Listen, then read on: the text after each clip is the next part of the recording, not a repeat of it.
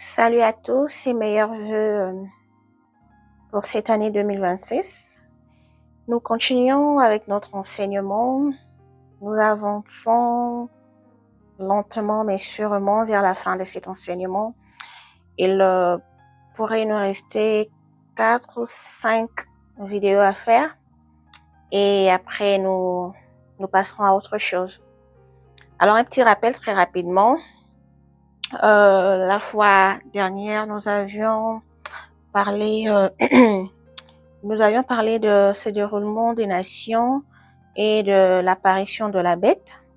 Alors nous avions tous compris d'où viendra ou d'où sortira l'Antéchrist, qui est la bête en question.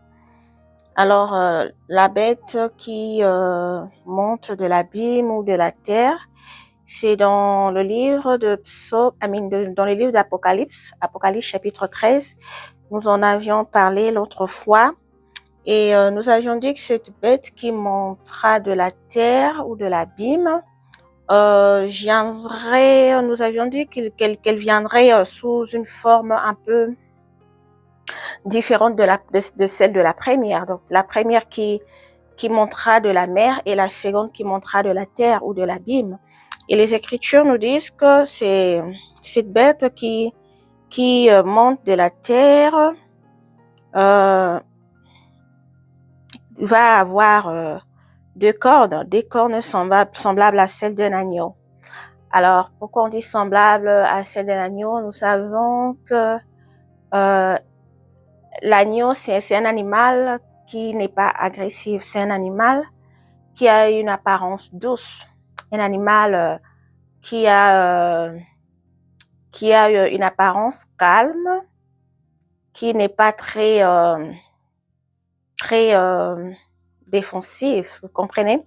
Alors, donc la bête sera incarnée entre ces deux autorités ou deux rois. Alors, cette apparence de l'agneau, c'est une apparence qui sera douce.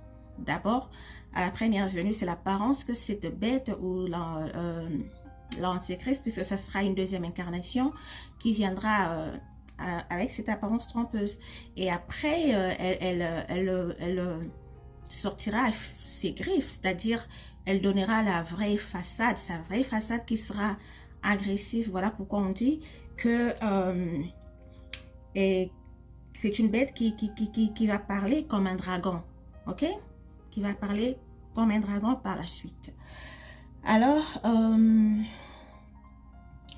et puis nous avions aussi parlé, toujours dans le livre d'Apocalypse, dans le chapitre 13, dans le même chapitre, mais lorsque nous allons un peu plus loin vers la fin de ce chapitre 13, je pense au verset 18, 18 ou à partir du 15e, je peux dire, là où on parle de la marque de la bête.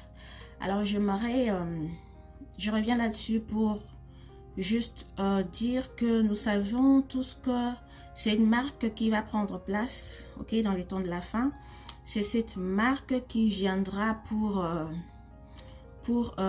captiver, en fait, captiver les nations, captiver les peuples, les langues et les tribus, ok, tout ce qui renferme la terre, l'humanité. Et c'est à partir de cette marque que le diable, ok, voudra gagner plus d'âmes, qu'il voudra faire bataille aux nations et aux peuples, ok, tous ceux qui habitent sur la terre. Et cette marque, vu l'évolution de la technologie ou de l'avancée technologie, nous voyons que la technologie avance très rapidement et elle prend une grande place dans la société, dans la vie humaine. Donc, nous comprenons que la technologie va dominer, elle continue à dominer et elle finira par dominer sur tout le plan, dans tous les environnements, les aspects, ok, de la vie humaine. Alors, nous pouvons facilement discerner ou dire que cette bête il y a une grande possibilité qu'elle puisse se présenter sous forme d'une puce électronique, par exemple, puisque la technologie domine et elle va finir par dominer, comme je dis, sur tout le plan. Donc, nous pouvons comprendre que cette marque de la bête pourrait pourrait être impliqué, ok, dans la technologie, ou la technologie va être impliquée, ok, en ce qui concerne cette marque de la bête. Alors sur ce point, étant enfant de Dieu, nous devons rester vigilants et observer. Alors ça, c'est ce que je pouvais dire comme rappel en ce qui concerne ces différents points que dont nous avions parlé la fois dernière. Alors pour aujourd'hui, nous allons parler d'un nouveau point qui dit qu'il s'agit des douleurs d'enfantement. Alors nous allons lire ensemble les Écritures pour comprendre ce que cela veut dire, les douleurs d'enfantement, puisque les Écritures nous en parlent. Alors nous allons lire et puis comprendre, et on avance dans notre enseignement. Bien, ici nous sommes dans le livre de Matthieu. Nous sommes là, dans le livre de Matthieu, nous sommes au chapitre 13, et le titre de ce chapitre, c'est « Parabole du royaume des cieux ». Il s'agit ici du semeur et les terrains.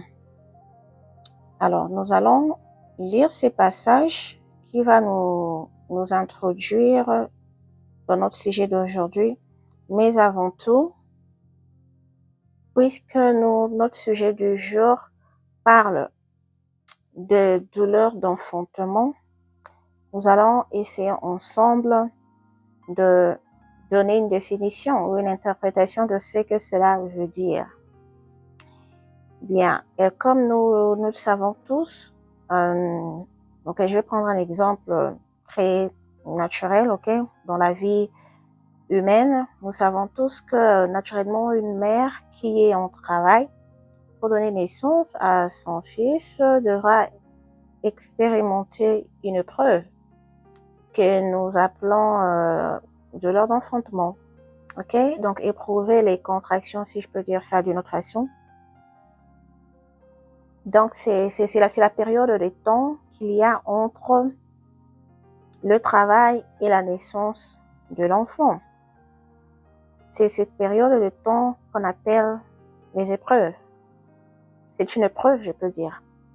Alors, la mère entre dans son soulagement ou son repos que lorsqu'elle aura donné naissance à son fils.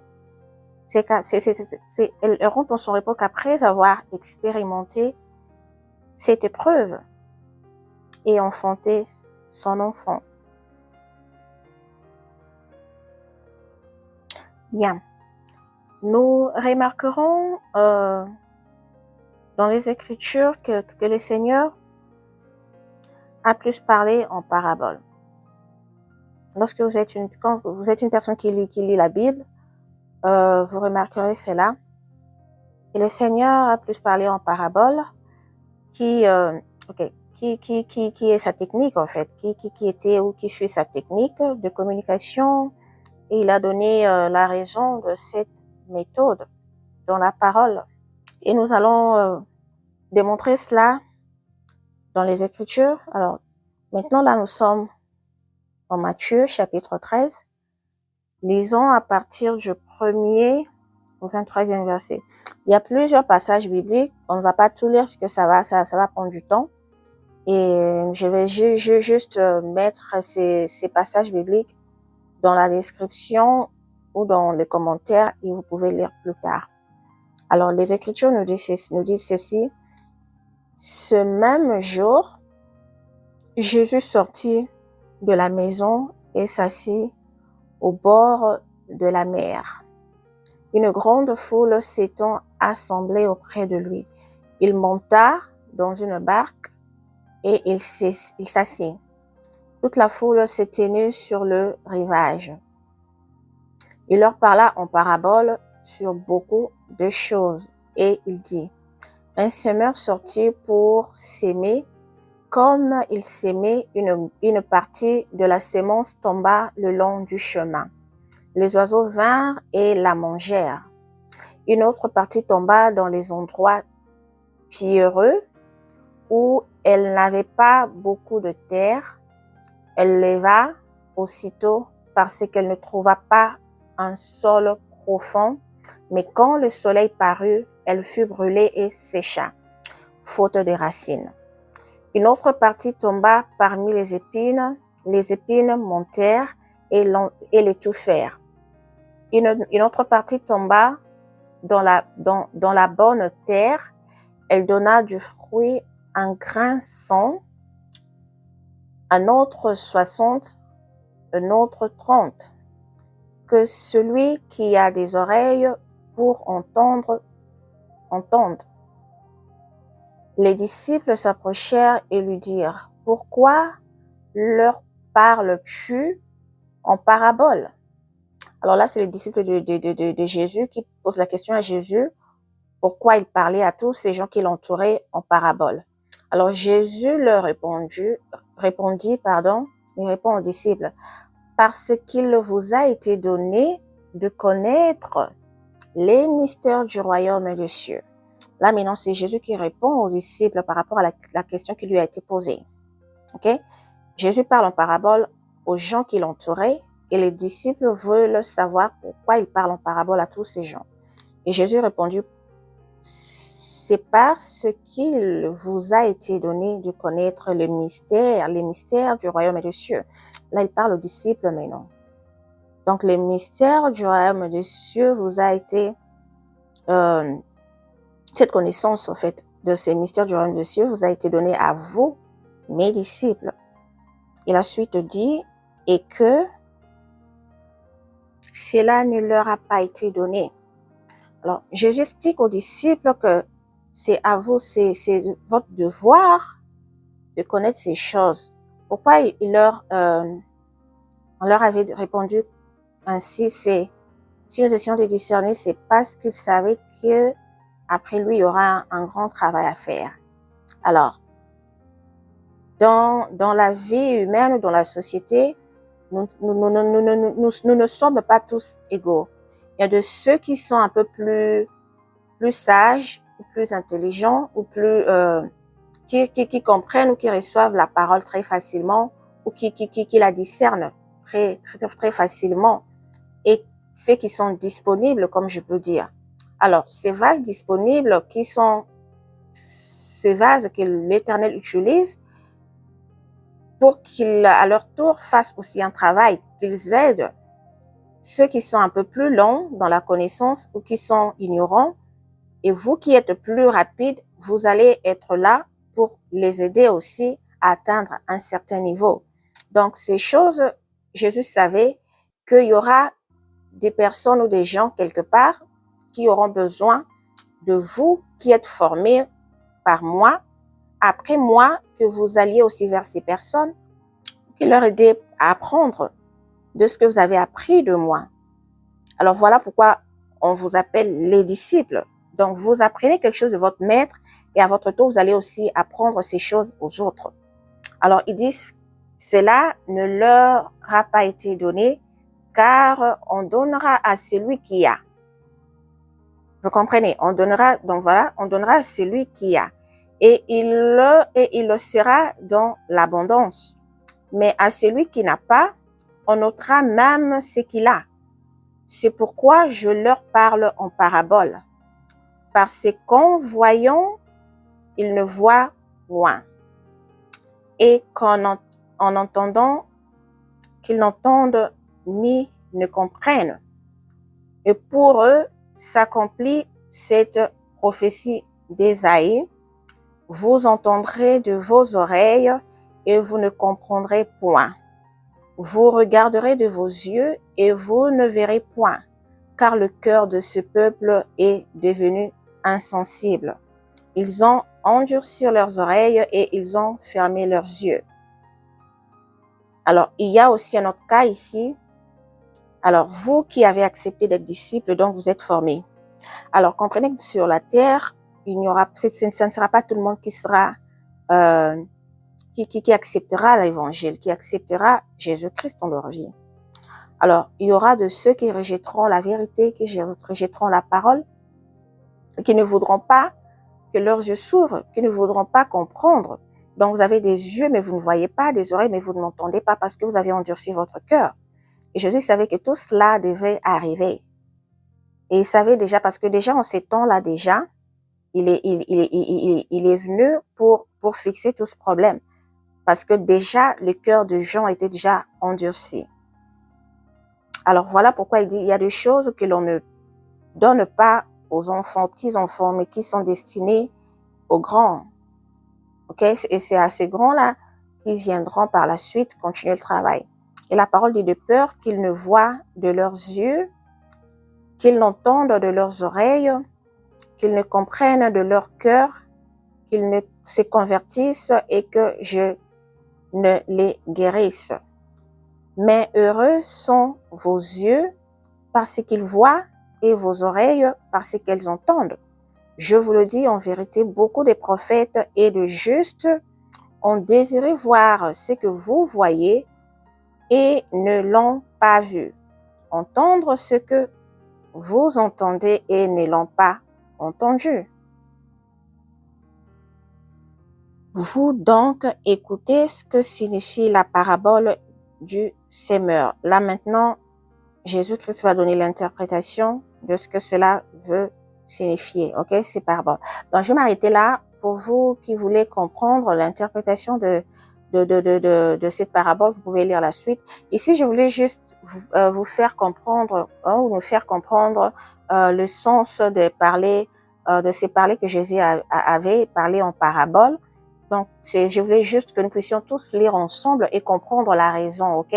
La raison. Donc, nous avons compris la raison pourquoi Jésus parlait en parabole. Parce qu'il voulait que ses disciples continuent à grandir. Parce qu'il voulait qu'ils comprennent que la nourriture de grand, on ne donne pas aux enfants, aussi longtemps que ces enfants ne sont pas formés, aussi longtemps qu'ils ont les yeux fermés, les oreilles bouchées, la bouche, ok? Le cœur endurci. Donc, il y a d'abord un travail à faire. Vous, les disciples, c'est votre devoir aller vers ces gens, à essayer de les convaincre, à essayer de leur faire voir la vérité. Donc voilà, je voulais juste que nous puissions comprendre le sens de cette méthode que Jésus-Christ avait, ok, de parler en parabole. Et c'est pour ça même que je voulus que nous puissions lire pour que nous puissions enfin comprendre pourquoi Jésus a parlé des douleurs d'enfantement. Alors, ces douleurs d'enfantement, nous allons lire dans les Écritures et au fur et à mesure qu'on avance pour les prochaines étapes. Donc, il ne s'agit pas ici d'un enfant comme une mère qui va mettre au monde, d'un enfant qui doit naître, mais il s'agit plutôt c'est une figure de style, ok, que Jésus a utilisé. Et c'est quoi cette chose ou ces choses que Jésus-Christ a interprétées sous cette forme, ok, que Jésus-Christ a appelée douleur d'enfantement. Bien, alors, vous allez voir cette technique que Jésus avait parlé en parabole. Vous pouvez lire dans Luc, chapitre 8, du 4e, 16e verset. Il y a aussi Marc 4, du 1er au 20e verset. Il y a la parabole des 10 vierges. Il y a la parabole de la lampe sur les chandeliers. Il y a la parabole des livrets et le bon grain. La parabole, la parabole des talents. Donc, il y en a plusieurs. Donc, vous comprenez que Jésus a parlé il a parlé en parabole dans plusieurs passages. Et même dans les visions, songes et rêves, Dieu nous parle. Il nous parle. Et vous voyez que Dieu, lorsqu'il parle à ses enfants, parfois, plusieurs fois, en tout cas, je peux dire 2 fois, il ne vient pas avec une simplicité, ok? Il vient, il nous montre des choses dans nos rêves, dans nos visions, dans nos songes. Il nous montre des choses, mais qui ne sont pas tout de suite comprises. Et ces choses qui nécessitent une interprétation ou un discernement. Donc voilà ce que je peux dire pour cette introduction de ces nouveaux sujets que nous entamons, je veux dire, qui concernent les douleurs d'enfantement. Alors je vais m'arrêter ici avec cette vidéo et nous revenons pour continuer. Merci.